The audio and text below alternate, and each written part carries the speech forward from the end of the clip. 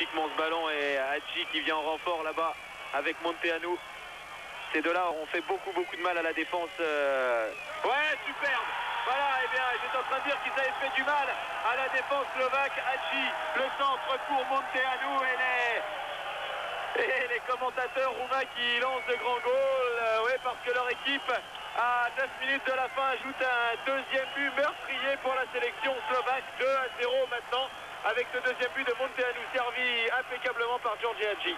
Et bon, maintenant, c'est sûr, la France va terminer deuxième de son groupe 1. Il n'y a pratiquement plus aucune chance pour que la Slovaquie puisse espérer revenir au score. Et c'est bien aussi que ce soit Monteanu qui est marqué, parce que juste avant le centre ici de Hadji, il y avait eu une superbe déviation de Monteanu qui avait du talon à porter ce ballon à Hadji. Donc il est à l'origine, mais aussi à la conclusion de ce but. Un très beau but, et il faut dire que oui, c'est quand même mérité, hein. Voilà, c'est... Allez, on va pas dire que ce sont les deux meilleurs, ce serait faire injure à George Popescu du côté roumain. Ils ont tous été bons, les Roumains. Mais Hadji et Monteanu, quand ils se sont mis à accélérer, ça fait très mal. C'est du beau travail. Il faudra un petit miracle là maintenant pour qu'ils reviennent les Slovaques. Il leur reste, allez, 8 minutes pour séduire. Allez, marquer 2 buts à la sélection roumaine, qui est toujours aussi bien regroupée en défense lorsqu'elle mène au score. Ah bah déjà pour les supporters c'est plié. Ils s'en vont, hein. Oui. Pas tous, mais une bonne majorité là.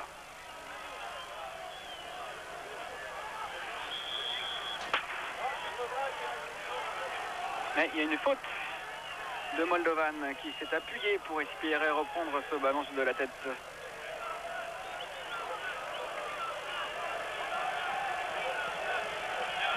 Juriga qui peut donner là-bas à Igor Balish. Il y a, on a l'impression, un gros sentiment de détresse du côté slovaque là. Ah oui, autant on pouvait espérer une égalisation face aux hommes de Iordanescu sur le score de 1-0 et 1 partout donc. Mais là, 2-0, c'est franchement improbable. Et vous avez remarqué qu'il était beaucoup plus calme, Iordanescu. Tout à l'heure à 0-0, c'est juste s'il n'avait pas piqué une crise de nerfs sur son banc de touche. Là, ça va mieux. Finalement, on peut peut-être envisager des changements un peu plus sereinement. Oh, il va en faire, c'est sûr, pour gagner du temps.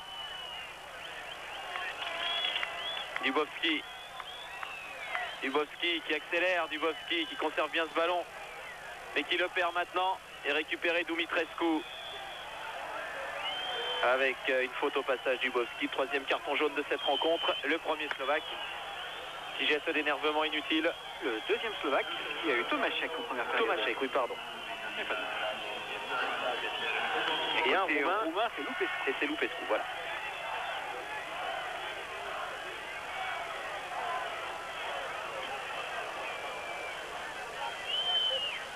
Et changement.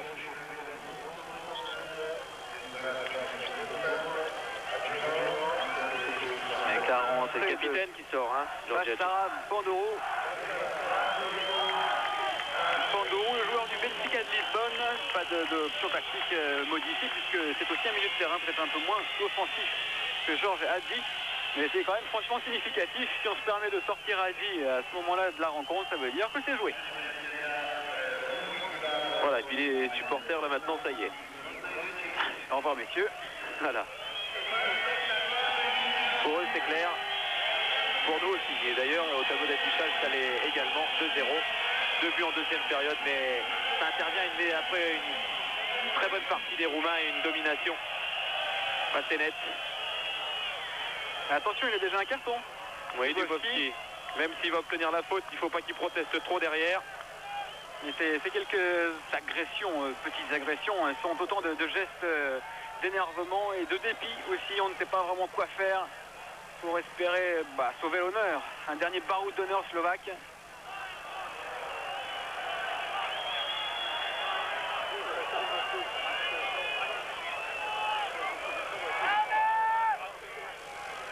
Tomášek avec Dubovski, mauvais ballon pour Karan qui s'en sort bien quand même. Et qui peut jouer avec Igor Balish là-bas sur le côté. Ce ballon reviendra dans les mains roumaines et dans les pieds ensuite.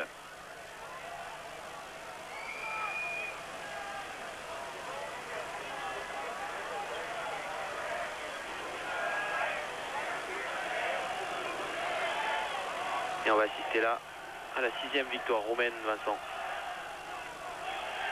Le corps a quand même fait un parcours assez impressionnant dans ce groupe 1. Qui aura gagné là où la France a simulé les matchs nuls. C'est là que c'est joué la différence. Moravchik avec Dubovski qui a feinté la frappe, qui a préféré laisser à Ouilaki. Du Moravchik encore. Il pensait que quelqu'un était dans son dos pour récupérer ce ballon. Il n'y avait malheureusement personne. Ouais, sur ce genre d'action, que ce soit une petite talonnade dans le dos ou là un ballon renversé, il n'y a pas vraiment de communion entre Moravchik et ses attaquants. On n'a pas dû répéter vraiment ses gestes. Mais à chaque fois que Moravchik a essayé de tenter ce genre de gestes techniques, il n'y avait personne à la réception.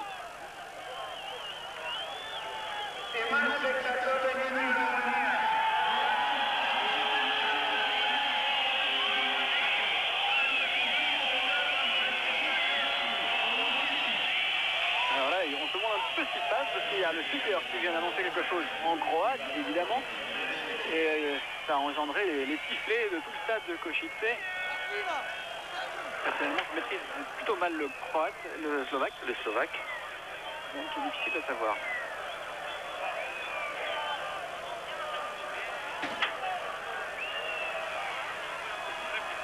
Le dernier changement côté roumain, la sortie de Moldovan qui aura pesé sur la défense, même s'il n'a pas marqué. Viorel Moldovan, il aura pesé et il laisse sa place à l'un des deux frères, Timofte Ion. C'est lui qui joue à Boavista. Meilleur buteur d'ailleurs de Boavista. Dumitrescu qui hérite peut-être d'un bon ballon, il est pris par Karan. Voilà certainement l'une des grandes satisfactions slovaques. Ce grand stopper, Karan, tout jeune, 19 ans, qui aura fait une bonne partie. Ah oui, c'est vrai que c'est lui le futur de cette équipe slovaque. On disait tout à l'heure que s'il n'y avait plus d'espoir du tout pour l'Euro 96, on préparait dès aujourd'hui, dès ce match ici à Košice, on préparait la future équipe slovaque qui évoluera, ou qui en tout cas évoluera dans les qualifications pour la Coupe du Monde 98. Eh bien, ce Miroslav Karan, 19 ans, en fera sans doute partie. C'est lui l'avenir de la sélection slovaque. Et il nous a fait une belle impression, ce grand Karan. Il est athlétique, il est grand, il a un bon jeu de tête. Il est bon dans les pieds aussi. Il est bon un peu partout. L'avenir de la sélection roumaine, il est un petit peu plus incertain, puisqu'on vous le disait, cette génération de joueurs roumains qui a été quand même impressionnante dans le monde, qui a fait peur à beaucoup de gens, eh bien elle arrive en fin de carrière. Ils ont quand même tous près de 30 ans, tous ces joueurs.